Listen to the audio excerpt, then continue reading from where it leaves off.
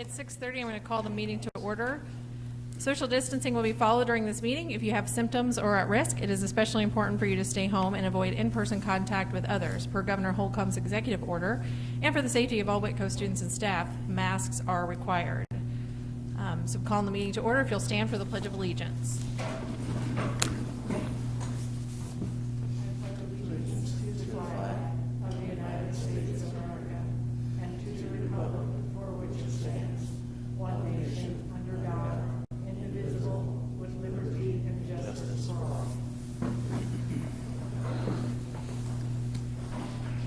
This meeting is a meeting of the school board in public for the purpose of conducting the school corporation's business and is not to be considered a public community meeting. There will be time for public participation as indicated by agenda item number 6. The board receives agenda information and rationale for administrative recommendations for their thorough review prior to each meeting. I don't have, do you have the slips? So just Teresa, and I'm going to mess it all up. Times Tribune. Did I do that right? Sorry, I knew I would get it wrong. Thanks for being here. And we have a staff presentation. Is that correct? Byron Osborne. You ready? Okay.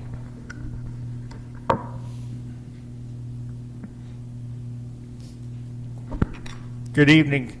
So I'm the applied skills teacher at the junior senior high school, and so just here to talk about a little bit what's going on there, the great things that are happening there. My program starts out, the foundation of it is academics and social emotional learning, and through the academics we use Unique Learning System, Brain Pop, Ed Helper, Board Maker. Those are programs that take and make the educational part of it, breaks it down into little bits and pieces to make it easier for my students to understand, be able to accomplish those skills. The social emotional piece with COVID, it's kind of hard to do at times, but I found a program called Rising New York Roadrunners, and we were able to walk laps, participate in virtual races, and so that's a chance for us to get outside and to do some of those social emotional things. And it also allows me to be with my students one-on-one and talk about some of those social emotional skills that they need.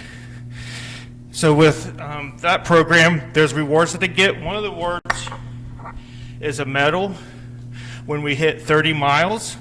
Right now they're at 12 to 15 miles, so they're about halfway there, but they've earned so far t-shirts, lunch boxes, some different things for their participation. So it's kind of a way for them to earn some things and also work on health and fitness and those kinds of things. So at the junior senior high school, right now we do recycling, shredding paper. Those are the big jobs, and then they also wipe down tables, break down cardboard, and take out the trash for the cafeteria workers. And these are the beginning skills. These are skills that we work on. Once we accomplish these skills, and they can move on to bigger skills, and that's where the blue team comes in. And so my students spend 2 periods over here at the academy doing various types of jobs, such as cleaning the buses, cleaning different parts of the building. In the future, we're looking at them going to help with the ag barn and then the greenhouse. And these are all teaching them employability skills. And the blue team is kind of my platform to get my students over here to see what the academy offers. And through their experiences, they have built some birdhouses, and I've got students, due to some of these experiences, that are interested in the different classes out here. For example, I'll have a student in the intro to construction class in the spring, in the intro to business, and the intro to manufacturing. So even though the blue team comes over here and they're doing some jobs that we may see as simple, those are the beginning skills, and as they attain those skills, they can move on to bigger and better things and greater job opportunities, and they're finding their interest while they're out here too, as I've got students placed in actual classes coming into spring. And then that will give them an opportunity to work on some of those job and career skills that they're interested in. And my students will have an opportunity to do things that maybe not other schools have a chance to do because we have the academy. Most schools at this time are kind of stuck in one place, but we're able to bring our students here and do some of that community-based instruction and some of those other skills that many other schools cannot do due to COVID right now. And so as we're kind of moving forward, some of the things that I look forward to doing is when we get out of COVID is adding that community-based instruction piece where we're working right now on grocery lists and making grocery lists and figuring out how much different things cost. And then right now I go and get the things that we need for our cooking activities. Whereas with the community-based instruction, once we're able to go back out into the community, that's something I can take the kids out and do, and those type of activities, and also incorporate things like the YMCA for physical fitness and that social emotional learning piece. Some of the things that I would like to see happen in the future is I'd like to see auto mechanics. That's something I've got some students that are interested in, so finding a way to, whether that's bringing that here to the academy or finding some kind of internship with the business partners that are out there in the community. So those are some of the long-term things that I'm looking for. Also, I am on the list for a paper gator, and that's part of our recycling program. And at some point, when we can go into the community, being able to do recycling for the whole Whitko Community School Corporation is a long-term goal. And also that paper gator will help in that process. And by putting the paper products in that, monthly we'll get some kind of stipend for that. And then that goes right back into my programming for the community-based instruction and doing some of the activities I want to do with my students. So kind of what I'm hoping that you get out of this is that my students, it's no longer, they don't have to take a job with Walmart or Burger King. The Career Academy is preparing them and giving them an opportunity to follow their dreams and their career aspirations. Thank you.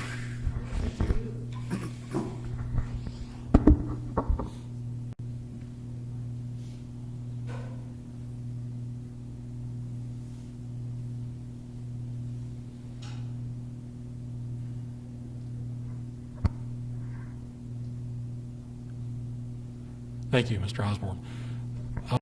So let's move on to approval of minutes. The minutes of the following meetings are presented to the board for review. We have the regular session from November 16th, 2020, and the executive session the following day. Are there any requests for reading aloud or any corrections to the minutes? And if there are none, I would ask for a motion, second, and action. Can I have a motion to approve the minutes as presented? So moved. I have a motion and a second. Any discussion? Hearing none, all in favor signify by saying aye. Aye. Opposed? Passes. Thank you. And then we'll move on to our department reports. We have a couple of changes in the order here. Mr. Luce had a family emergency about 3:30, 4 o'clock, so I will talk about WCA a little bit. And Mr. Everett is covering an athletic event for Mr. Mays, so Mrs. Goody is going to take that. So let's start with Mrs. Smith and Pearson.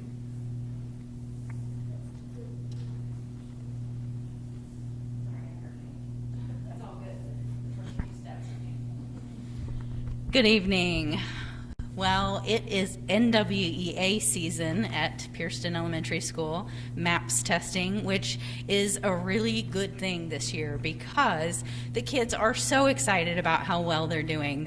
I have had numerous students come up to me in the hallway saying, guess what? I grew more than I ever have before. So we're all very excited about that, and we did sessions today for our distance learning students, and they also were super excited about their progress. It's amazing that even young children know that they have a goal and they have a target, and when they exceed it, they get super excited. So, and our teachers are a little bit excited about that too. So everybody's really reveling in that success for MAPS testing. This is our holiday cheer week at Pierceton. This is a different year, and I'm sure some other principals might talk about this too, but we can't do the things we normally do. So our teachers have created some great ways to draw attention to the holidays and bring some holiday cheer to the hallways and to our building. So we have our door decorating contest, which the winners will be announced tomorrow morning. The students loved decorating the classroom doors. We are doing a sing-along on Friday. We always have a very special program just for our kids. The staff kind of put on that program. Each grade level has a special spot, but instead of doing that, we are sharing a couple pre-made videos with our kids, holiday stories with our kids throughout the week, and then we're even going to do a sing-along via the intercom system on Friday. So we're still bringing some holiday cheer to our kids, and they are loving it. And we also have themed dress-up days this week. So if you see something, a little red and green running around Pierceton, it's okay. It's the holiday dress-up days. Any questions? Thank you. Do the kids do the math at home, the at-home kids? They came in today because today was an all-school e-learning day, so no other kids were there. So yeah, we arranged it. They did a great job. Thank you. Mr. Emmert?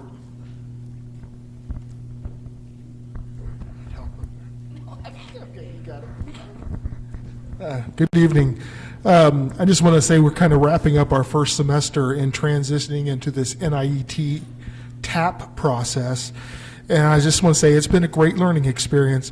But I know I didn't talk to Mrs. Smith about this. We kind of make sure we don't hit the same things. But I wanted just to publicly thank our master and mentor teachers that have stepped up to be our instructional leaders for this time in the TAP.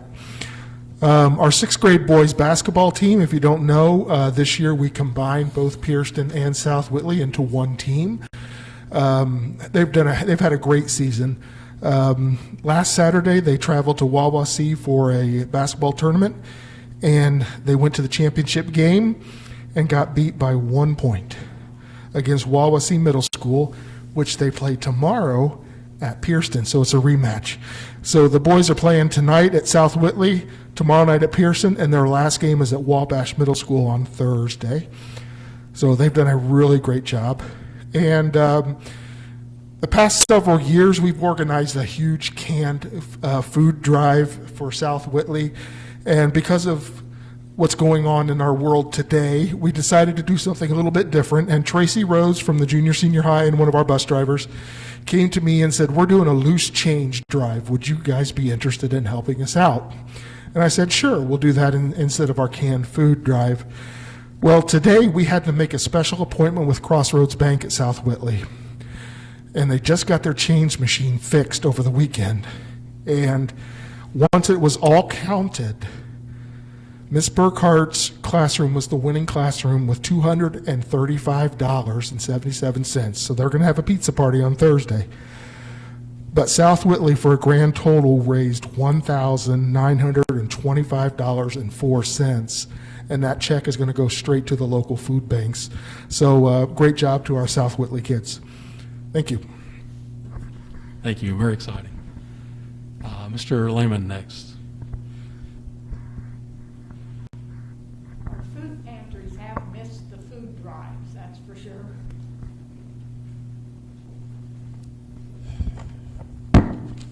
Good evening. So we'll talk about assessments. You heard Mrs. Smith talk briefly that NWA has started. So we did open the testing window, and that window is going to be open through January after break, as well as now. And we're really looking forward to reviewing the data. So we can look at the achievement and growth levels across the district. That's something that provides a positive, in many cases, positive data for us to look at as we move forward. The iStep assessment was administered this past month to our seniors who needed to retake the assessment. This included in-person as well as distance learning students, and that was closed on Friday, and with minimal setbacks, and so we were glad for the success there. A letter was sent out to our families within the district explaining the anticipated spring testing requirements as outlined by the Indiana Department of Education. And though this was not required, it is best practice, and we wanted to make sure that our families were informed well before the spring testing window, because we don't always know what's going to happen in spring. This way, when the windows do open, it's not a surprise and everyone is prepared for it. And those are coming at the end of January. From special education, as you already heard, there are some really exciting opportunities occurring at the high school and the Career Academy as it relates to applied skills. And it's definitely a very exciting time in the secondary applied skills classrooms, as you heard from Mr. Osborne. And I really want to take an opportunity to thank him and his staff for what they've done this year. This has not been easy. Those are students that we like to see out in the community, as he was talking about the community-based instruction. And those experiences, unfortunately, they can't because everybody's locked down right now. And so he and his staff and Mr. Luce and his staff got together and really created an opportunity for those kids. And these are kids that often don't have the same opportunities that our other students have just because of exceptionalities that they may have.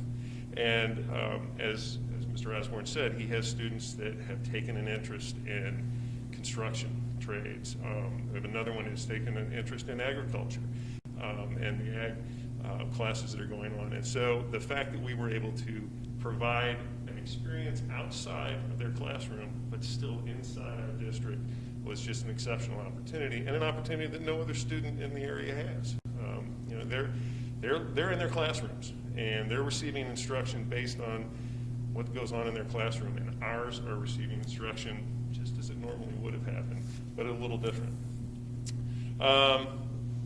Moving on, we are updating protocols and procedures to accommodate some ongoing changes related to COVID-19 and the impact that it's having on our students that receive special services. And we're working with a number of teachers to do that. And I appreciate the acceptance from gen ed as well as participation from special ed teachers as we make these changes. During the past 60 days, for example, the department's been creating guides to use across grade levels to help support our students participating in distance learning. And this past month, we've been working on supports to assist students with ADHD.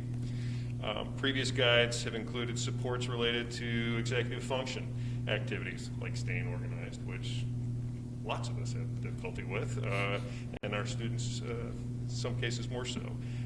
And not being in class, not seeing your teachers every day in person adds to that. And so these guides that they created allow those students and their families to work on those skills, those executive function skills at home. Others that we have been working on is encouraging students that may be struggling to engage us on distance learning, coming up with ideas and protocols and strategies that teachers across all disciplines can use. And I really wanted to take a chance to thank those teachers that have gone above and beyond yet again to help our students. So that is it from those departments. Thank you. Excuse me. Right now, before we go to the junior, senior high school update, Mr. Bumbaugh has a short video, I believe, so I'm going to ask the board if we could to step down here in the front row and watch that real quick.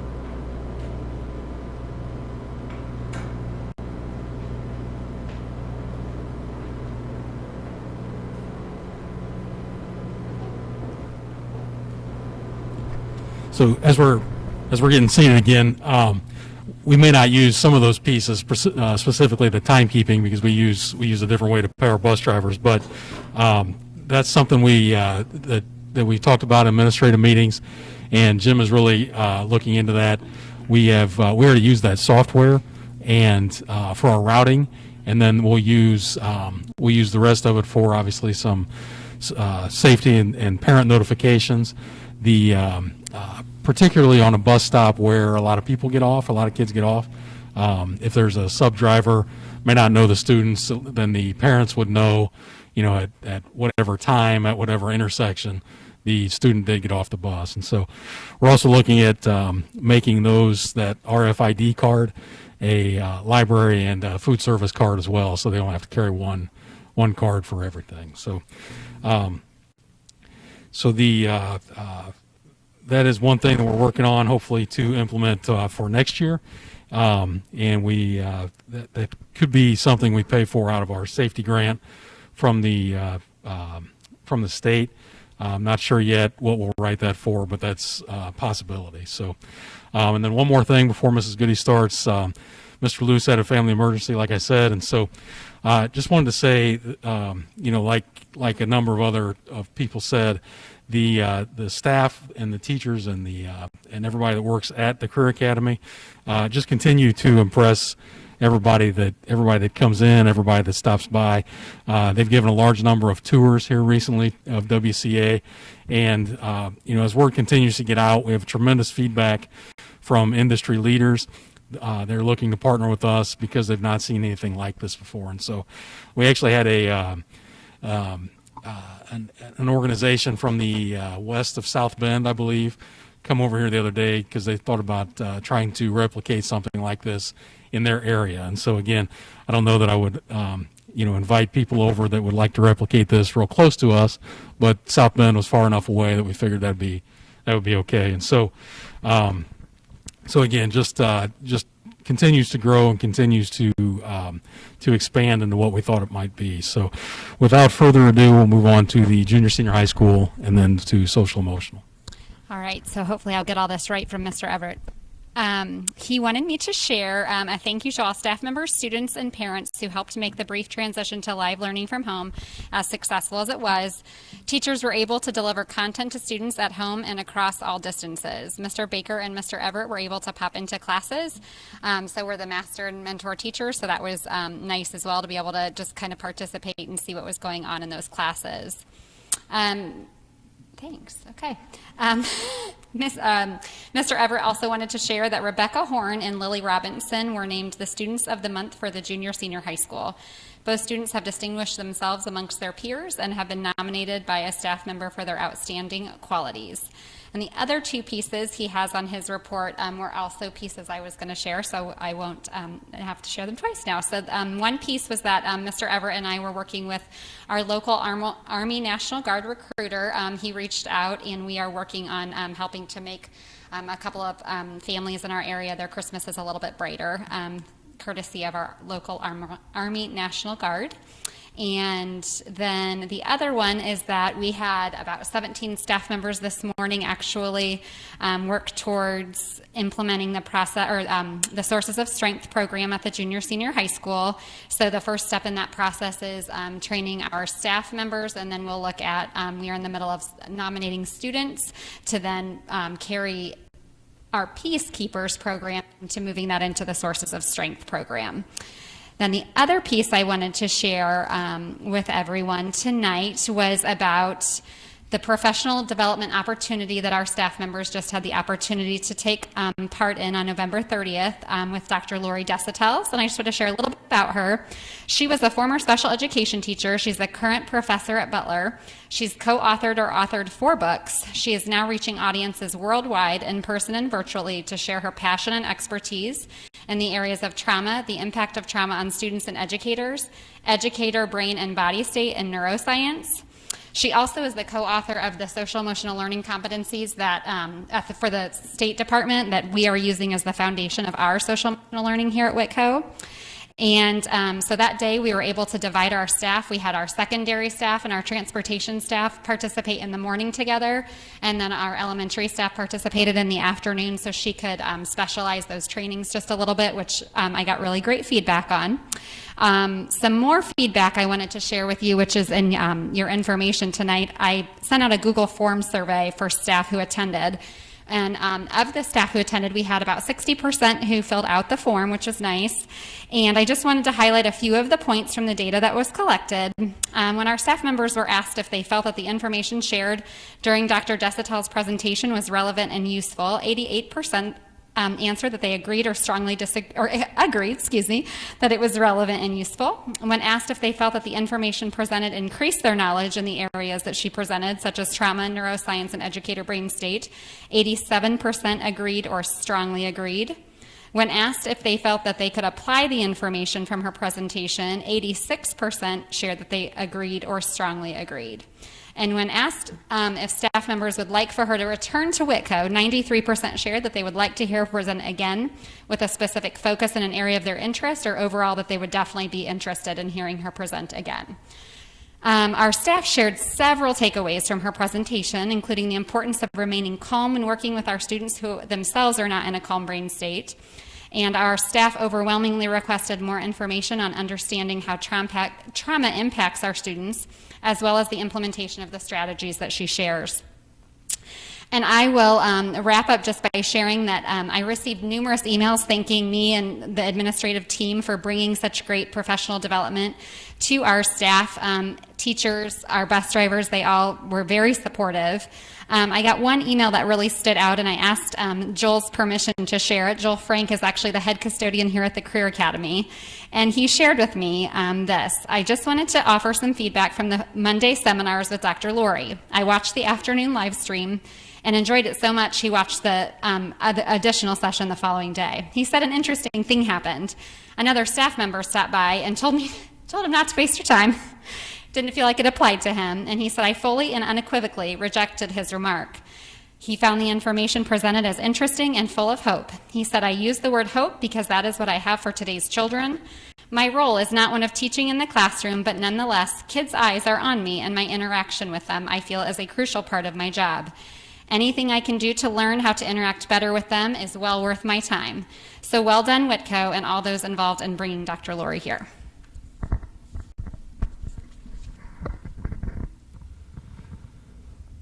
Thank you.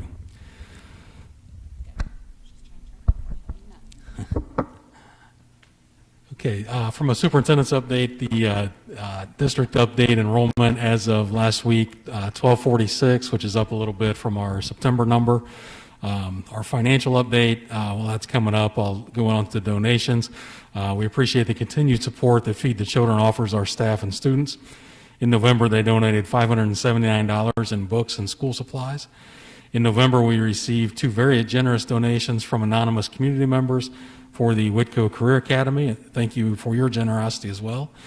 And then the Whitko Career Academy also received a donation from the Wishbone Company, which was used to assist the culinary arts program to provide 50 Whitko families with turkeys for Thanksgiving, and we are grateful for their support as well. And so as we move into financials, excuse me, we see November there of 2020, and our net appropriation for our education fund does not change. Our month-to-date expended a little over $878,000. Our year-to-date is $7,844,000, leaving an unexpended balance of $2,714,000. Have outstanding encumbrances of a little over $10,000, leaving unencumbered $2.7 million. And our percent there, again, we're through 11/12ths of the year, and we're at 74.39%. Our debt service is, you can see the no month-to-date expended or outstanding encumbrances there, leaving our percent encumbered at 53.03. Our operations fund, with the appropriation there from same as last time, our month-to-date expended at $391,677.97. Our year-to-date expended at just over $4.3 million. Our unexpended balance of $1,459,000 $493.04. We have outstanding encumbrances of just over $185,000 and an unencumbered balance of $1.274 million. Our percent encumbered there is 77.94. No action in our rainy day fund. And so we move on to our fund balances, and this is our actual cash that's in the bank on 11/30 of 2020. We started the beginning of this year with $2,693,810.71 in our education fund. We've had revenue of $8.726 million and expenses of $7,844,000. Our beginning of month balance then was $3,701,000. Our month-to-date revenue is $753,000, and our month-to-date expenses at $878,000, making our current balance of $3,576,599.83. Our debt service fund, as we mentioned, had no activity. Our operations fund started at $2,669,798. Our revenue so far is $3,232,890.15. Our year-to-date expenses of $4,318,263.91, which makes our beginning of the month balance $1,817,768.88. Revenue for the month is $158,333.33, and month-to-date expenses of $391,677.97, making our cash balance $1,584,424.24. And we'll start to see more revenue there because tax draws will be coming in December. No activity. We paid back a loan to another fund out of rainy day, which makes our balance $1 million in rainy day, which is where we started the year as well. So, any questions on the financial report?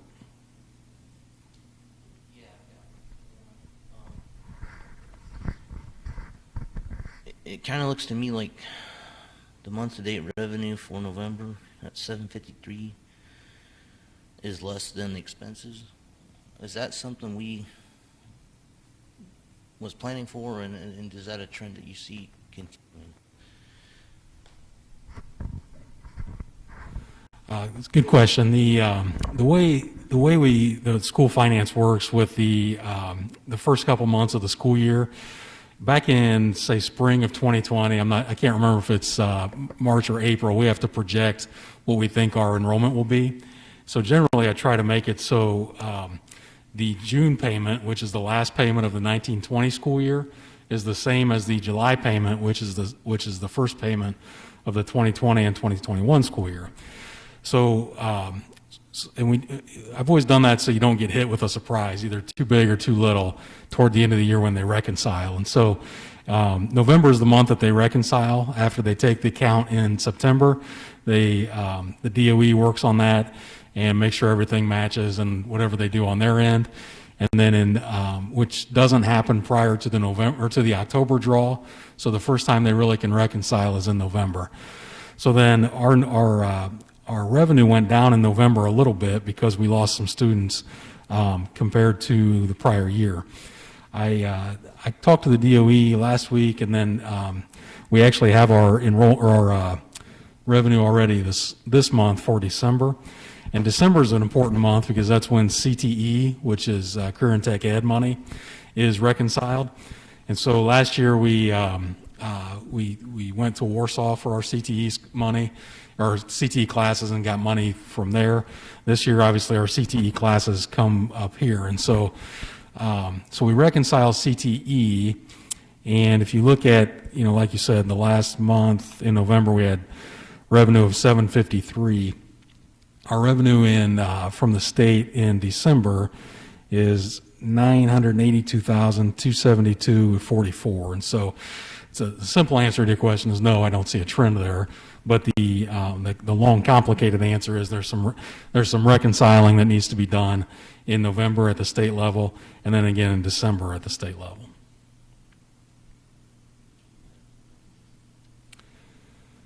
All right. Any other questions financially?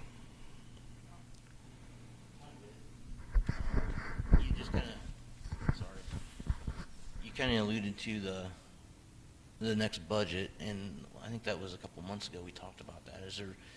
We talked about maybe tax rate and just where we were. Has there been any updates given from the state on that, or are we still waiting for information?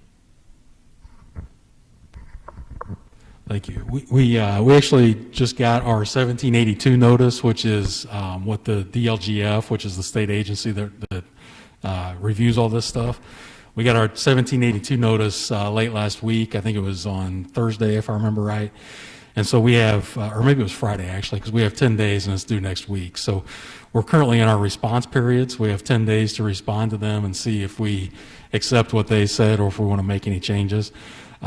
So with that said, it's not absolutely finalized yet, so I'm not quite ready to put out publicly what that looks like. But I will say that our tax rate did decline again, so we're going to be lower in 2021 than we were this year in 2020. So the 21st is our last day to get that sent back in, and so a week from today, I'll know that, and I'll email the board to let them know what that ended up looking like. Okay. Anything else financially or superintendent update related?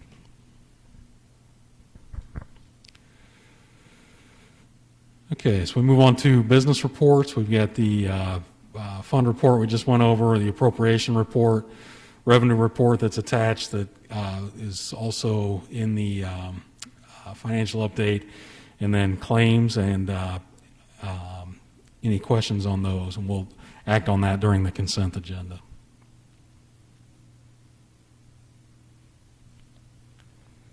If not, we'll move on to public comment. I don't have it. Amy, did you have any? Nope, we don't have any. Okay, so we move on to consent agenda. Are there any items to be removed from the consent agenda shown in items 7.1 through 7.3?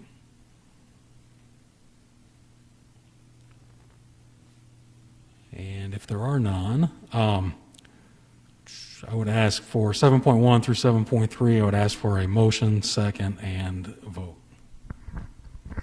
Do I have a motion to approve agenda items 7.1 through 7.3? I have a motion and a second. Any discussion? Hearing none, all in favor signify by saying aye. Aye. Opposed? Passes. Thank you. And then personnel, we have a few things there. We have discontinuations, none at this time. Employment actions, a change in position in, with Mrs. Badsky, and then a staff appreciation grant. And so Mrs. Badsky has served, as you know, as our interim food service director since I think right before I started working here in 2018. And so throughout the last couple of years, I've asked her if she would like to remove that interim title, and we finally convinced her to do that actually just last week. And so this goes along with our spending plan that we submitted to the state as well. And so I would ask that we approve her on this consent agenda. And then the other one I wanted to point out is the staff appreciation grant. In the past, we've approved a staff appreciation grant for non-certified and administrative staff to be paid out similar to teacher appreciation grant. As you know, the teacher appreciation grant is funded by the state and has very strict rules regarding who qualifies for that grant. And so we believe that education being a team effort, and as such, all of our employees play a part in educating students and should be recognized for that and shown appreciation. So I recommend that the administrators and the teacher and the non-certifieds receive a staff appreciation grant similar to what we did last year in 2019 as well.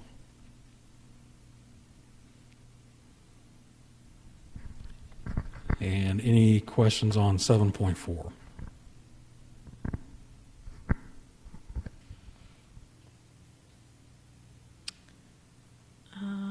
Hearing none, I would take a motion in a second to approve 7.4.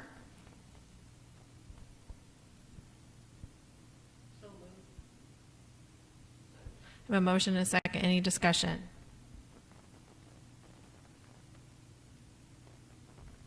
Hearing none, I would take a vote. All in favor signify by saying aye. Aye. Opposed? Passes. Okay. No, that's all right. We move on to old business. Let me flip back over. No old business at this time. And move on to new business. We have kind of a lot of new business at the end of the year here. So we have a school pension debt fund, which is dormant now, and that is it's a fund. I don't remember the exact dates of this. I want to say maybe the late 90s or early 2000s, the General Assembly allowed schools to create a school pension debt fund, which was Fund 250, and it could only be used to pay down pension debt, which at the time there was a long, complicated formula to reimburse schools around the state their general fund for the amount of the unfunded liability they had paid out in teacher retirements over the years. And so the one caveat was that it had to be tax neutral, and so it could not result in an additional tax. It basically just took levy or revenue away from either the bus replacement fund, the capital projects fund at the time, or the transportation fund. And so this is tax money that was taken from one of those funds or the general fund, depending on when your bonds were passed. And so we've talked to as far as State Board of Accounts, and we are asking that the board declares Fund 250, the pension debt fund, dormant. And so we're requesting that after that fund is declared dormant, we can move the remaining amount into the education fund, which used to be the school general fund. And this is best practice currently, right? Yes, okay. Do you have a motion to approve the transfer from the dormant school pension debt fund to the education fund as presented?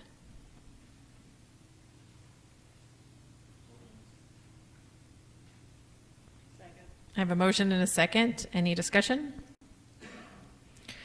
All in favor signify by saying aye. Aye. Opposed? Passes. Thank you. Our next one is permission for the resolution for the transfer of funds on a monthly basis from the education fund to the operations fund to reimburse operations fund for expenses that are not allocated to student instruction and learning under Indiana Code 20-42.5 for the 2021 budget year.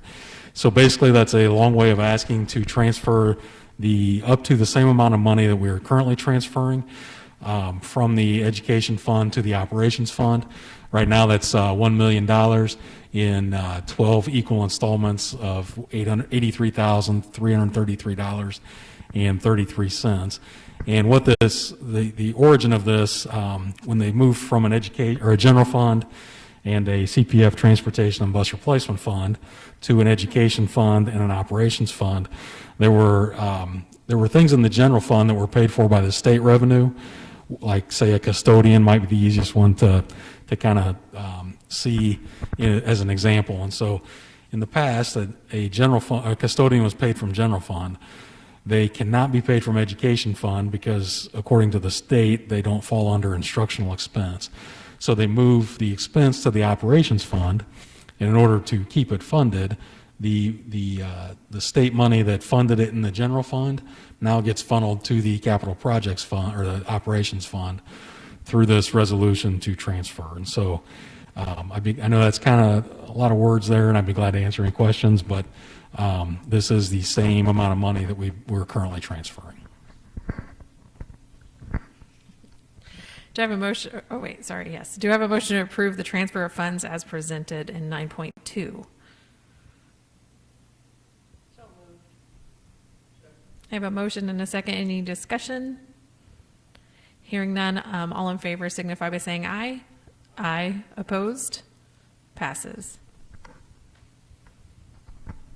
Okay, and our next one is we're going to ask for approval of an MOU with WCTA to amend the current 2019-2021 teacher agreement. And so currently, we have a section in the contract regarding medical insurance coverage and a spousal carve-out provision, and that currently takes effect January 1 of 2021. We also want to add into Section G additional ancillary duties. This addition will allow for the additional position of a school test coordinator and a second position for teachers assigned as advisor teachers. And so Section G would be effective for the 2020-2021 school year, and we would negotiate that during negotiations this coming fall, fall of 2021. And so generally, this is all taken care of in negotiations. However, we, as you know, signed a 2-year contract in the fall of 2019. We asked for a carve-out at that time, and everybody agreed to it. We've since switched carriers, and that carrier does not require spousal carve-out, and so this is a benefit to teachers if we eliminate this or delay it at least as long as we can. This is a benefit to teachers and their families to allow their spouse to be on our coverage still. And so, keeping with some of the themes that we've talked about in the past, we'll do whatever we can to help teachers out in this regards. The school test coordinator is currently a teacher as well, and we just felt like we should pay her for that extra duty. And our advisor teachers are something that we created last year, but we renamed them something different this year as an advisor instead of a mentor because we had mentor teachers through the TAP program, and so we don't want to confuse people by having 2 different mentors. So we'll have a mentor and an advisor. Do I have a motion to approve the MOU with the WCTA to amend the 2019 through 21 teacher agreement as presented? I heard a motion. Do I have another? Do I have a second? Thank you. Okay, got a motion and a second. Any discussion? Hearing none, all in favor signify by saying aye. Aye. Opposed? Passes. Okay, our next one is the kind of a year-end resolution here. This is a resolution authorizing the treasurer of Whitko Community Schools to pay invoices, transfer appropriation, and transfer all interests for the operations fund to the education fund for 2020 calendar year. So this will authorize us to, on the 1782 notice, we'll be able to decrease our appropriation if we need to in order to respond to that 1782 notice. Also allows our interest that we earned this year to go in the education fund. And then that interest earned report needs to be reported at the first organizational meeting in January. And then this also allows us to pay any bills that are due prior to the end of the year that may come in between now and then. And so we'll report on that at the January board meeting as well. And this is the same resolution that we have passed in the past at this point in time. Do I have a motion to approve the resolution to authorize transfers? I have a motion and a second. Any discussion? Hearing none, all in favor signify by saying aye. Aye. Opposed? Passes. Okay, and finally, under new business, we are asking permission to move away from a clothing allowance for full-time custodial and maintenance personnel and enter into an agreement with Wildman's for industrial-type uniforms for all full-time and part-time maintenance and custodial staff. It would eliminate, it wouldn't eliminate any cost, it would just eliminate the direct payment, but it was a little more professionalism and uniformity. Do you have a motion to approve the, yep. We were trying to get to a uniform in addition to the uniformity and just looking better, some school safety as well, because they'll have their name tag on their shirt. Yeah.